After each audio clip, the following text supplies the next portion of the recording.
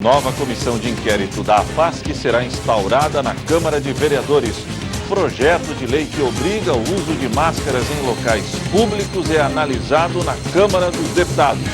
Municípios da ANREC pedem ao governo do estado que seja retomada programa de cirurgias eletivas. Brasil bate novo recorde de mortes por coronavírus. Organização Pan-Americana de Saúde se mostra preocupada com a situação no Brasil. Colômbia reforça policiamento na fronteira com o país. Revitalização da Jorge Lacerda deve começar nos próximos meses. E ainda, uma reportagem especial sobre o número de pessoas curadas da Covid-19 no Brasil. As principais notícias do dia você confere a partir de agora, no ar pela TV Primavera de Criciúma, Informe Região.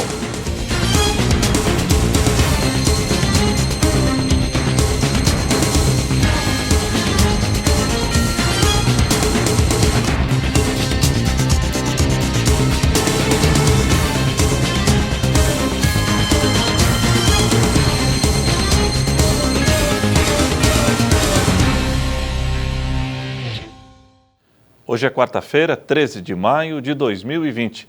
Para você que sintoniza a tela da TV Primavera, uma boa tarde. Uma nova comissão de inquérito da AFASC será instalada na Câmara de Vereadores de Criciúma. A iniciativa foi do vereador Júlio Kaminski.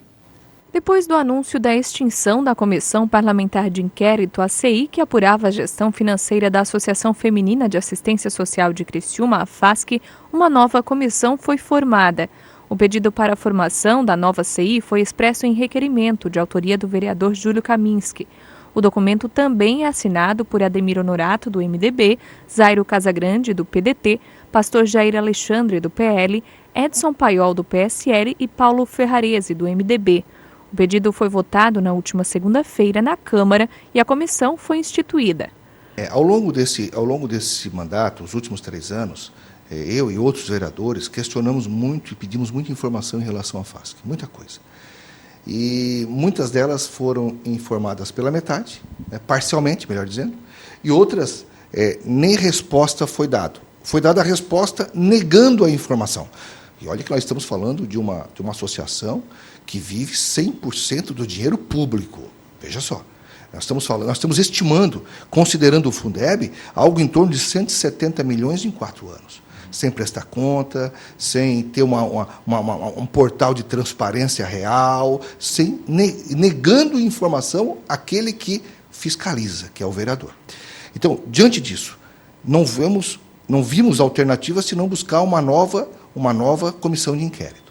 Kaminski defendeu a necessidade de voltar a discutir o assunto e questionou o fato de a última CI, que foi extinta, não ter sido realizada por completo. A CPI, que estava em andamento anteriormente, a CI que estava em andamento, ela foi paralisada no período de janeiro, que não poderia, porque essas comissões de inquérito têm prazo de 90 dias, é direto. Ela foi suspensa, ela foi paralisada, agora no período de contaminação estava paralisada. Muito estranho. Eu achei muito estranho, porque se ela tivesse continuado, ela teria encerrado os trabalhos. E aí, de repente, porque houve mudanças de partido, a mudança foi agora. Por que ela não começou? Por que ela não aconteceu no mês de janeiro como deveria? E aí o exemplo muito claro de uma CPI que aconteceu no passado, em que era presidida pela vereadora Camila. Eles trabalharam do período de recesso.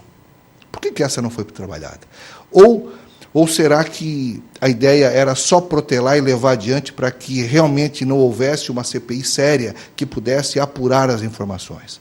Conforme o requerimento e segundo o vereador, a CI tem a finalidade de apurar possíveis irregularidades entre a Prefeitura de Criciúma e a AFASC, bem como irregularidades na própria associação. A CI anterior, ela tinha, num fato determinado deles, acompanhar a gestão financeira. Só isso. A CI atual, ela tem 8, 10 itens. Ela vai fiscalizar desde a Praça Céu, ela vai fiscalizar o contrato que foi feito, ela vai fiscalizar a cessão de funcionários por parte da AFASC ao município de Criciúma, isso é uma grave ilegalidade. Ela vai fiscalizar, inclusive, um fato recente, nós tivemos aí nesses últimos 3 anos, são 175 processos trabalhistas. A quem compete este passivo trabalhista? A nós, contribuintes. Por quê? Qual é a ilegalidade existente que justifica 175 processos trabalhistas? O parlamentar ressalta ainda que, mesmo com a pandemia e em ano de eleição, ele acredita que a comissão deve sim trazer respostas. Temos que evoluir, nós temos que conviver com essa situação e exercendo o nosso papel. É um período de eleição, mas isso não impede o nosso trabalho. Eu volto a afirmar que nós recebemos para trabalhar. Nós não estamos trabalhando de graça. Nós estamos trabalhando porque somos remunerados. Okay? E, como tal, temos que dar satisfação do trabalho. Independente de eleição, fora de eleição, isso não quer dizer absolutamente nada. A eleição é mais uma situação que a gente precisa saber conviver com ela. A comissão de inquérito tem 90 dias. 90 dias. Podendo ser renovada uma única vez. E ele lembra que os trabalhos da comissão devem encerrar ainda esse ano. Se a gente fizer um trabalho focado, direcionado, nós conseguimos concluir esse trabalho em 90 dias. Basta a gente intensificar isso. Se não cumprir 90 dias, nós podemos elevar isso. Se a gente cumprir mais 90, nós vamos chegar no mês de novembro. Ou seja, dentro do nosso mandato. Então, nós vamos conseguir cumprir a nossa obrigação enquanto vereador, sem problema nenhum. Ele espera que muitas respostas sejam dadas durante essa CI. Agora, os temas que nós abordamos foram todos os temas que, durante os últimos 3 anos, nós questionamos por alguma razão. Boa parte deles ficou sem esclarecer. Agora, através desse poder de polícia, entre aspas, que podemos estabelecer através da comissão de inquérito, nós temos autonomia para buscar as informações e criar alternativas para justificar, que é o poder que a comissão de inquérito possui. Um projeto de lei que obriga ao uso de máscaras em locais públicos está sendo discutido na Câmara Federal. O PL prevê a obrigatoriedade até o final da pandemia do novo coronavírus. Enquanto isso, outros assuntos em Brasília estão sendo tratados.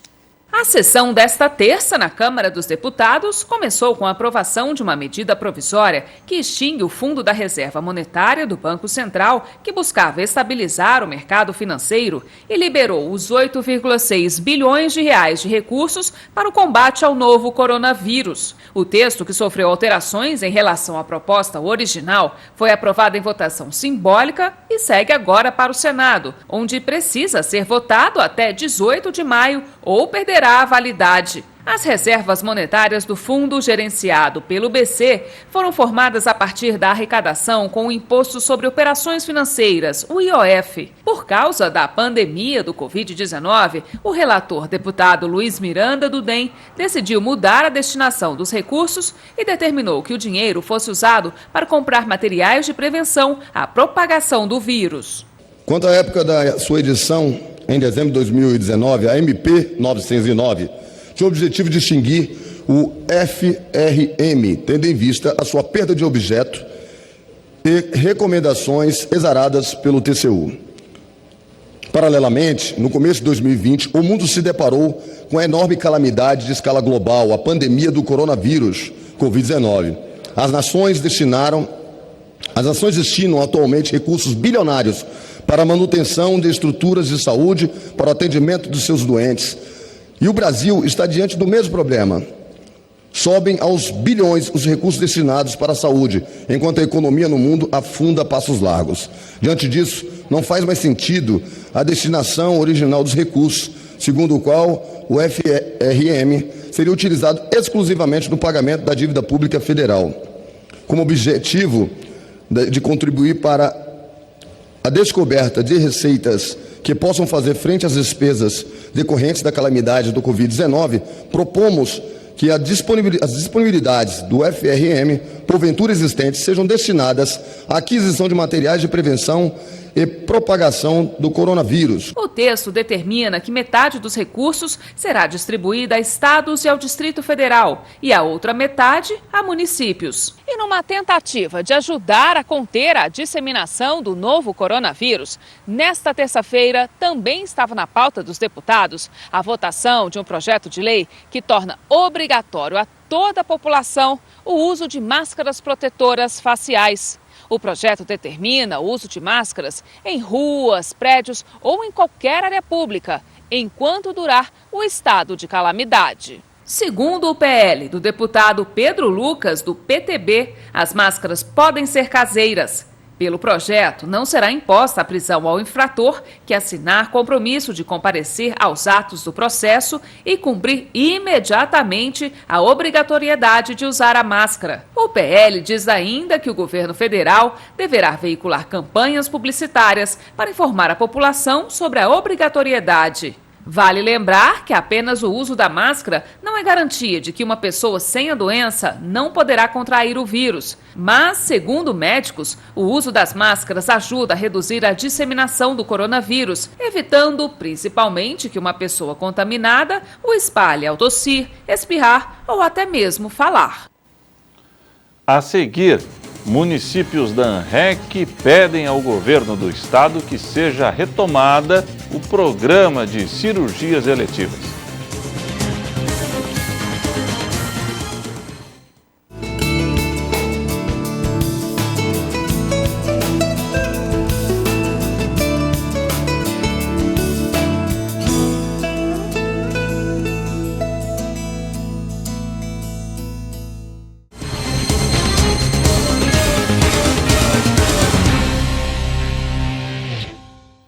Municípios da ANREC estão pressionando o governo do estado para que seja retomado o programa de cirurgias eletivas.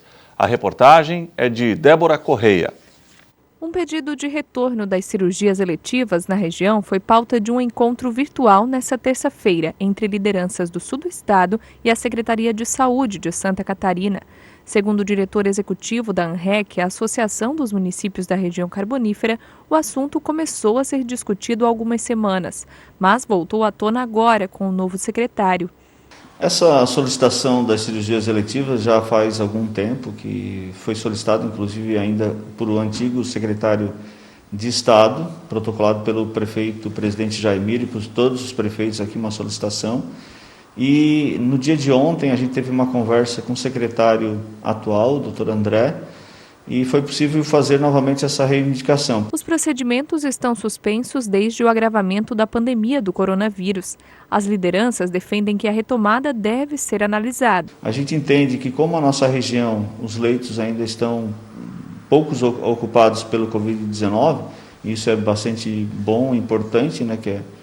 Isso é um reflexo que a gente já está com o vírus presente no nosso meio, mas a gente está cuidando, tomando todas as medidas necessárias, e a gente entende que tem muita gente esperando por uma cirurgia eletiva ou outros procedimentos cirúrgicos e precisam desse atendimento. Então, é uma reivindicação da nossa região da ANREC.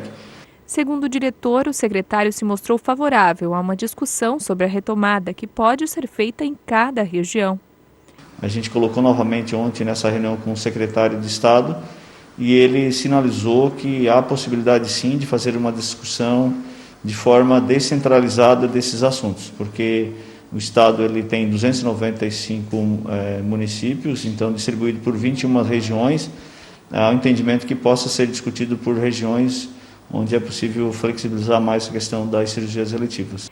Se tratando da ANREC, ele defende que há instituições preparadas para essa retomada nos atendimentos. Nós temos hospitais aqui que são autorizados a fazer esses procedimentos e, como eu falei, como a nossa região, a ocupação de leitos de UTI, ela é baixa em relação a outras regiões, a nossa possibilidade de estar fazendo esses procedimentos ela é bastante grande e positiva nesse momento. O diretor executivo falou ainda sobre a preocupação da associação com a economia dos municípios e defendeu que não só em relação às cirurgias, mas também em outros segmentos, a flexibilização é importante. mas a gente precisa achar um caminho, que eu acho que esse caminho da flexibilização, que deveria ser utilizado também na questão do transporte coletivo na nossa região e outros segmentos, a gente precisa encontrar. Todos os dias tem reuniões falando sobre essas questões, para flexibilizar, para ver o caminho. Então, claro que isso depende muito do governo do Estado, que ele quer baixa os decretos, autorizando, desautorizando. Então, a gente, enquanto município, os prefeitos estão sempre nesse debate, nessa linha, porque tem a parte da questão da saúde, que acho que a gente já aprendeu a lidar com isso, nós vamos ter que conviver com isso por um tempo, mas o que está pegando mais é a questão da parte econômica, a preocupação muito grande, porque todo mundo precisa botar a comida na mesa, todo mundo precisa pagar suas contas, né?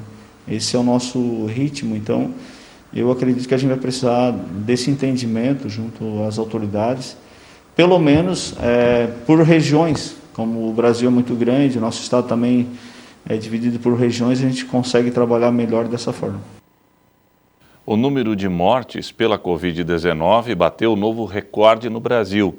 881 óbitos foram declarados oficialmente pelo Ministério da Saúde, que tenta investigar possíveis contaminações antes de fevereiro, quando o primeiro caso foi oficialmente declarado no país. Mais uma vez, o Brasil bateu um número recorde no registro de mortes pela Covid-19 em 24 horas. Ao todo, 881 óbitos foram declarados oficialmente nesta terça-feira pelo Ministério da Saúde. Com isso, os dados oficiais somam 12.400 perdas humanas. Há ainda 2.050 mortes em investigação, o que aponta para uma subnotificação. O número de pessoas infectadas ficou em 9.258 e totaliza 177.589. O Ministério da Saúde pediu para que secretarias estaduais façam uma investigação detalhada para analisar possíveis casos de contaminação anteriores ao primeiro notificado oficialmente em 26 de janeiro. Um estudo da Fundação Oswaldo Cruz aponta que o novo coronavírus começou a circular no país de forma silenciosa antes mesmo do Carnaval. A pandemia causou mais de 290 mil mortes em todo o mundo, mais de 80% delas na Europa e nos Estados Unidos, desde seu surgimento na China, segundo uma contagem da Agence France Presse.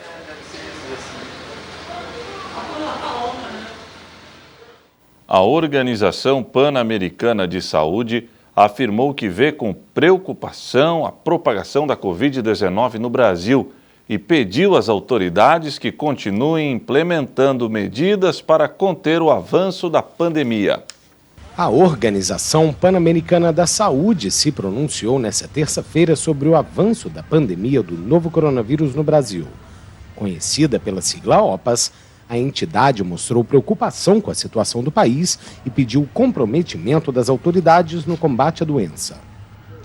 Os governadores em Brasil vemos que estão tomando medidas. Observamos que os governadores implementam medidas. É importante que essas medidas continuem e sejam reforçadas em uma nação tão grande e ampla, onde nem tudo é igual. Onde não todo é igual ao mesmo tempo. Na mesma videoconferência, a diretora da OPAS, Carissa Etienne, alertou para a pressão que a Covid-19 representa para o sistema de saúde de grandes centros urbanos. Na América Latina, o sistema de saúde nos grandes centros urbanos como Lima e Rio de Janeiro estão ficando saturados rapidamente. Também testemunhamos um impacto semelhante da Covid-19 nas cidades da Bacia Amazônica. O Brasil é o país mais afetado pelo novo coronavírus na América Latina, com cerca de 177 mil infectados. Especialistas advertem que, devido à ausência de testes de diagnóstico em massa, o número pode ser até 15 vezes maior. A Colômbia decidiu aumentar a presença de militares na fronteira da Amazônia, que compartilha com o Brasil e também com o Peru. A medida tem o objetivo de impedir a chegada de pessoas infectadas com o novo coronavírus.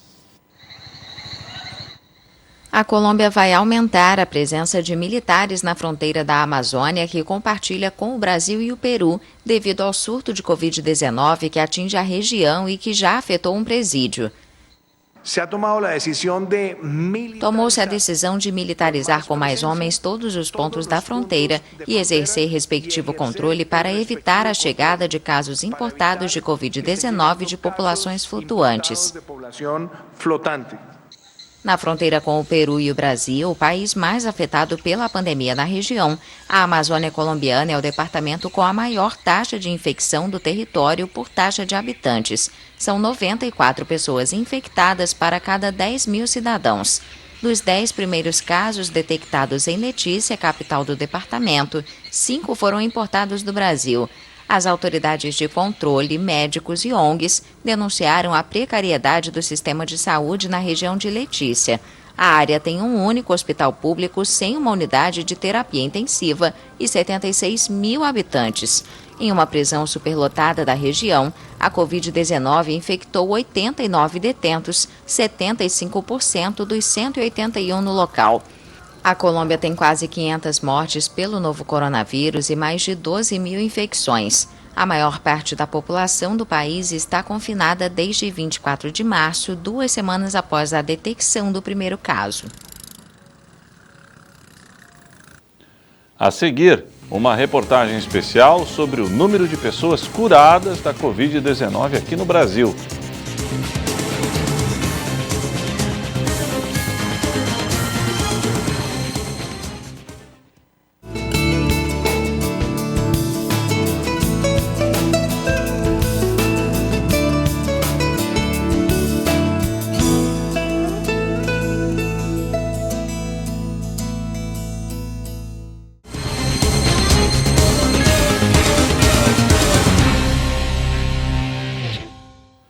A revitalização da rodovia Governador Jorge Lacerda, acesso sul a Criciúma, deverá iniciar nos próximos meses. Confira. A obra de revitalização da rodovia Jorge Lacerda, que liga Criciúma à BR-101, na região sul da cidade, deve começar até o início do mês de julho. A via, que possui aproximadamente 10 quilômetros, é também a principal ligação entre a BR e os municípios de Nova Veneza e Forquilinha.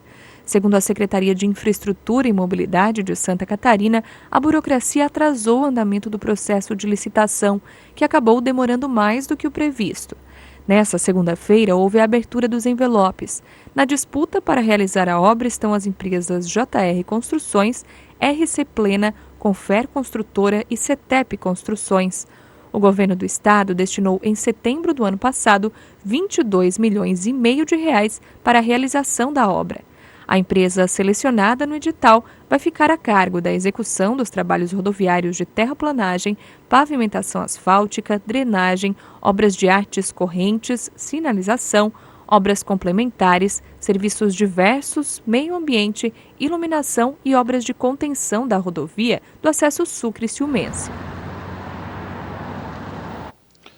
Vamos terminar o jornal de hoje com uma boa notícia. Preparamos uma reportagem especial sobre o número de pessoas recuperadas da Covid-19 no Brasil. Confira. Quando as portas do elevador se abrem, vem a surpresa.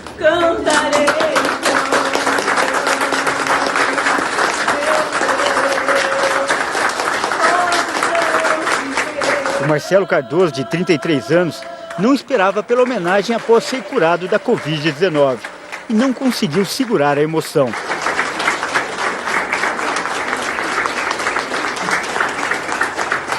Fica até difícil falar, e o melhor é escrever. E eu consegui. Com essa frase das mãos, a Josiele Pinheiro deixou a UTI do Hospital Universitário Presidente Dutra, no Maranhão, após 41 dias internada. O caso chamou a atenção porque a mulher de 38 anos está na 26ª semana de gravidez. Agradecer, salvar a minha vida, obrigada a todos. Vencemos o Covid-19. Essa outra frase foi escolhida pelo seu Gilson Marchior, ao deixar o hospital em Minas Gerais.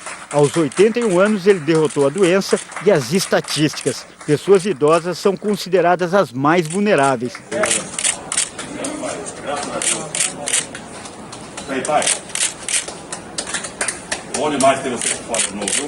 Casos como esses trazem esperança para muitos brasileiros que ainda lutam contra o coronavírus. A taxa de cura no país é de aproximadamente 39% dos pacientes, acima da média mundial, que é de 33%, e à frente de países de primeiro mundo como os Estados Unidos e a França, mas bem atrás da China e da Alemanha. Estes dados de cura do coronavírus, eles são muito difíceis de comparar entre países. Então, a gente pode estar contabilizando as curas quando o paciente sai do hospital, ou seja, teve hospitalizado e acaba sendo curado,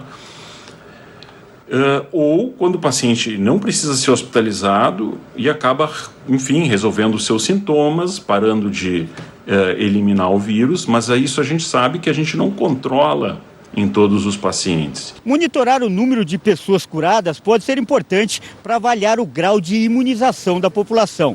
Segundo especialistas, quem já foi contaminado fica mais resistente ao vírus. Por isso, inclusive, alguns hospitais estão destacando médicos e enfermeiros que já tiveram a doença e se recuperaram para cuidar de pacientes que estão com a Covid-19. A Natália é um exemplo. Ela trabalha como enfermeira na UTI do Hospital Sírio-Libanês em São Paulo e cuida de pacientes em estado grave. Por isso, quando soube que estava contaminada, temeu pelo pior. A minha maior preocupação nesse período era se eu iria piorar e se eu havia transmitido ela para outros familiares. Apesar de todo o isolamento social e todos os cuidados, eu não sabia por quanto tempo o vírus estava incubado anteriormente, né? Foram 14 dias difíceis de isolamento, até que conseguiu se recuperar. E agora está de volta ao trabalho. Hoje, após o diagnóstico, eu valorizo cada dia do meu trabalho, valorizo a minha saúde e cuido com muito amor dos nossos pacientes. E quem se recupera vira exemplo para muitas outras pessoas, como a Jéssica Carvalho, de 29 anos. Ela ficou internada na UTI do Hospital Badim, no Rio de Janeiro. Dá um tchauzinho para nós, Jéssica. Tudo de bom para você. Obrigada. Tá? Tudo de bom, tudo de maravilhoso para você. Eu creio piamente que houve um milagre, se operou um milagre sobre a vida da minha filha e tenho certeza que vocês foram os instrumentos que Deus usou para operar nesse milagre. Eu não tenho palavras para agradecer a dedicação, o carinho, o empenho com que a Jéssica foi tratada. Vencer o coronavírus é mesmo motivo para comemoração, que o diga a dona Aldene da Silva.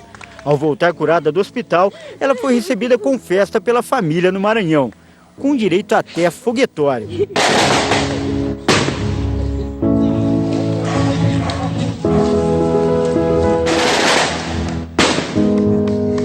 Obrigada, nossa menina!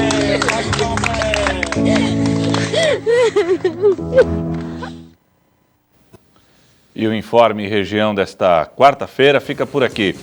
Voltarei amanhã, se Deus assim permitir. Boa noite.